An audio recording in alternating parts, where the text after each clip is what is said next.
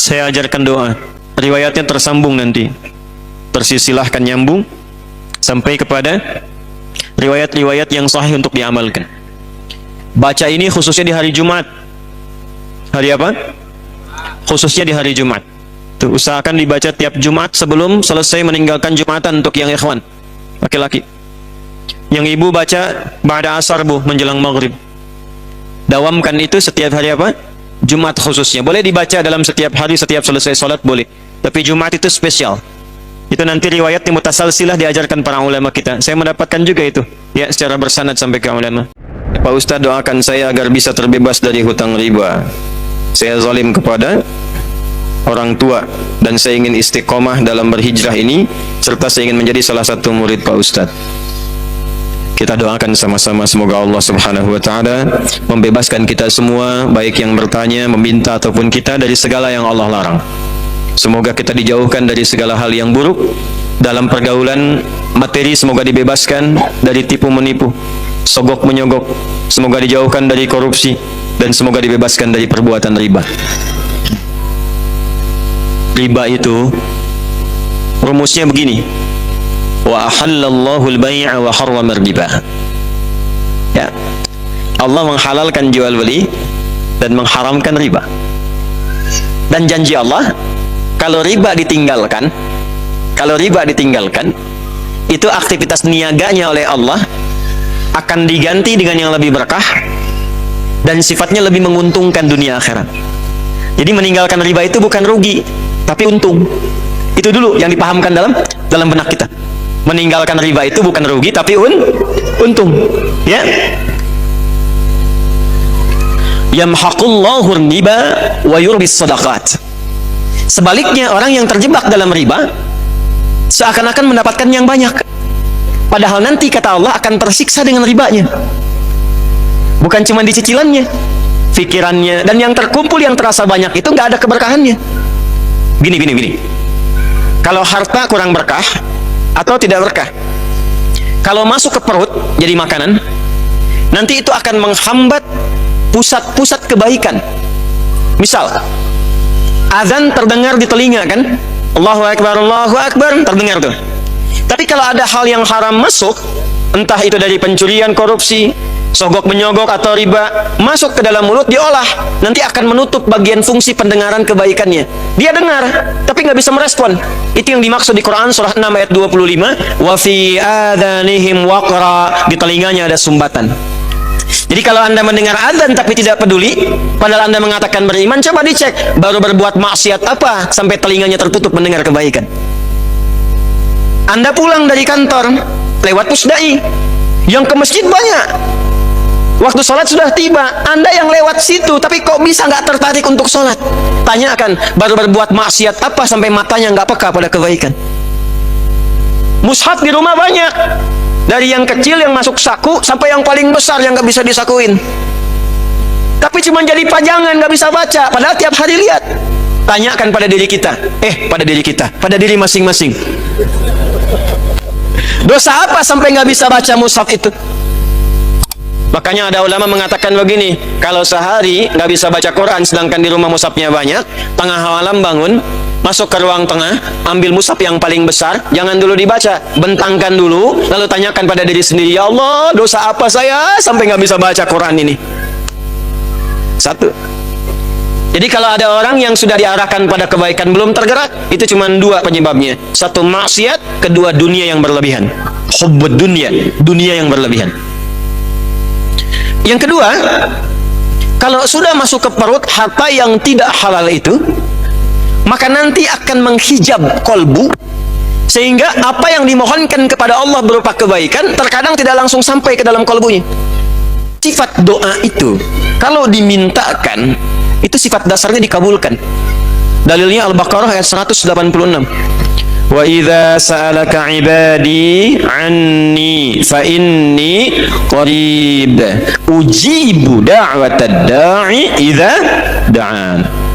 Dalil yang lain, wa qala rabbukum ud'uni astajib lakum. Jadi doa itu kalau diminta, sifatnya diminta, itu pasti dikabul. Kalau dimintakan, pasti dikabulkan. Baik itu seketika saat diminta, kalau memang yang diminta itu kebutuhan kita, maslahatnya dunia akhirat, atau ditunda sampai kita memang sanggup menjalani apa yang diminta itu. Antum punya anak 5 tahun, minta diberikan motor, dikasih nggak? Tapi antum punya kemampuan, hartanya ada, cuman kan anaknya belum siap. Saat dia siap, baru diberikan. Maka anda katakan, nanti nak ya, nih uangnya sudah ada, simpan dulu, begitu kamu sanggup, bisa, baru papa belikan. Sekarang motor-motoran aja dulu. Kadang kan ngambek dulu kan, nggak mau papa, nggak mau, pengen motor beneran itu kan. Pengen yang kayak si fulan, saya nggak sebut nama supaya tidak endorse, ya. Maka diberikanlah motor-motoran mereknya si fulan. Awalnya nggak nyaman, tapi menikmati. Tapi terkadang nggak sadar setelah 17 tahun, bapaknya berikan motor, ternyata itu permintaan dia waktu 5 tahun lalu, saat usianya 5 tahun. Tapi dia nggak sadar bahwa itu permintaan dia yang dulu. Kadang-kadang doa itu begitu. Anda minta sekarang, tapi Allah lihat Anda belum siap. Ya Allah, anugerahkan aku motor, ya Allah, aku sudah berusaha. Sepeda dulu aja. Kalau nanti kamu dikasih motor, kamu riak. Muncul sifat riak yang belum dilatih itu. Keliling-keliling komplek, akhi ayo ke masjid. Padahal cuma mau tunjukkan saya punya motor baru. Nggak kerasa. Ketika sudah siap, baru diberikan. Ada yang ketiga, Allah mengganti apa yang diinginkan dengan memberi apa yang dibutuhkan. Anda punya anak sakit, bawa ke dokter. Kata dokter, ini kalau makan buah nggak boleh makan apel, yang bagus jeruk. Pulang dari rumah sakit, anak Anda minta, lihat tukang buah, mama mau apel, mama mau apel. Ini aja nak, jeruk. Nggak mau apel. Ini aja deh, jeruk rasa apel. Kasih. Diberikan yang lebih baik, yang sesuai dengan kebutuhan. Doa pengen ke ITB, lulusnya ujian di Unpad. Doa pengen ke Unpad, lulus ujiannya misalnya di UI. Doa pengen ke UI, lulusnya di IAIN. Bisa terjadi. Kita tidak tahu apa yang terjadi di masa depan. Saya dulu pengen satu kampus yang A karena saya pernah ikut daurah di dalamnya sebelum lulus di pesantren. Pengennya ke Madinah, lulusnya ke Libya. Tapi ternyata di Libya itu mazhabnya mazhab Imam Malik, imam pertama, imam Darul Hijrah yang memang berlaku di Madinah. Setelah itu jalan ke Mesir, mazhabnya Syafi'i. Belajar tafsir dari Syekh Muhammad Sayyid Tantawi. Dari situ berangkat kemudian ke Mekah. Tugas haji, tenaga musiman, mampir ke Ummul Qura, belajar, mampir ke Madinah, dapat Hambali. Pulang lagi ketemu yang Asia Selatan, Pakistan, India, Bangladesh, IPB, India, Pakistan, Bangladesh. Ya. Cina, mazhabnya Hanafi. Jadi kita harap-harap ke satu tempat, kata Allah jangan dulu ke sini, lewat sini dulu, karena engkau pulang akan menghadapi masyarakat yang bukan bermazhab 1-2. Mungkin di tempat A mazhabnya Hambali, kunutnya tidak pakai kecuali nazilah. Tempat B Syafi'i, kunutnya keras jahar. Tempat C Hanafi nggak pakai kunut. Kamu akan pulang yang semuanya ada. Yang kunut ada, yang tidak kunut ada, yang nggak subuhan pun ada. Harus lengkap. Kadang-kadang pengennya A, Allah berikan B, mengganti apa yang diinginkan dengan apa yang kita butuhkan. Tapi ada orang yang dikasih nggak masuk, bukan nggak dikabulkan. Jadi Allah sudah kabulkan kasih, tapi mental. Kenapa? Karena cawan hatinya tertutup begini. Ini yang dimaksud hadis Nabi.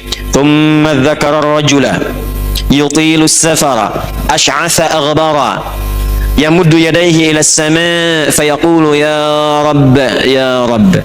فقال رسول الله صلى الله عليه وسلم أن يستجاب لذلك مطعمه حرام مشربه حرام ملبسه حرام وغذي بحرام.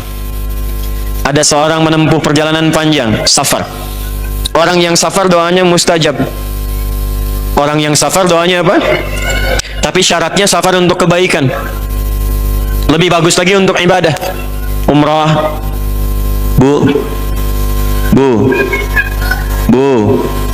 Ya. Saya di Sumatera, Bu, yo. Ini ya. Ibu kalau mau umrah, jangan banyak bikin status, banyak berdoa. Antum yang ikhwan juga sama. Sedang menunggu keberangkatan. Mohon doa dari semua ya. Aminkan. Doa aja minta. Itu mustajab. Mohonkan, minta. Apalagi sudah sampai di tempatnya. Saya kadang-kadang kesel gitu. Kesel kok kadang-kadang gitu ya. Sekarang tawaf itu bisa live. Subhanallah, alhamdulillah,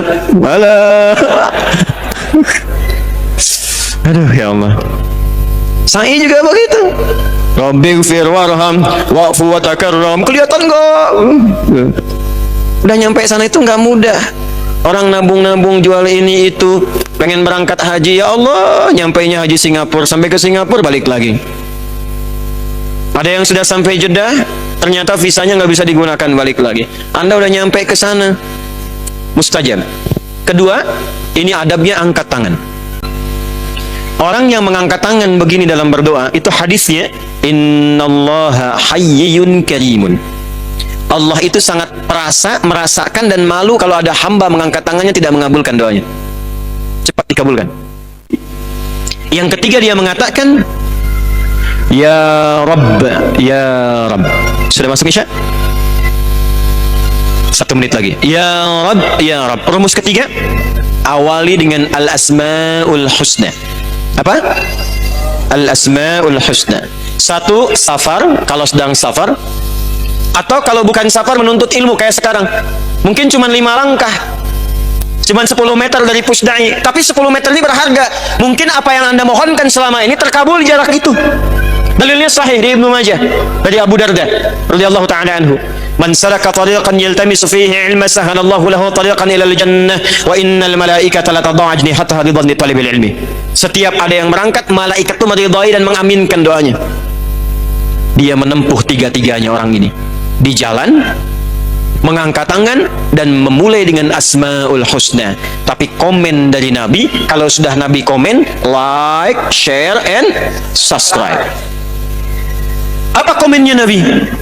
Kata Nabi, nanti kita lanjutkan setelah menunaikan sholat Isya berjamaah, karena sudah masuk Isya sekarang ya. Nanti kita lanjutkan kembali. Subhanakallahumma bihamdika asyhadu an la ilaha illa anta astaghfiruka wa atubu ilaik. Assalamualaikum warahmatullahi wabarakatuh. Assalamualaikum warahmatullahi wabarakatuh.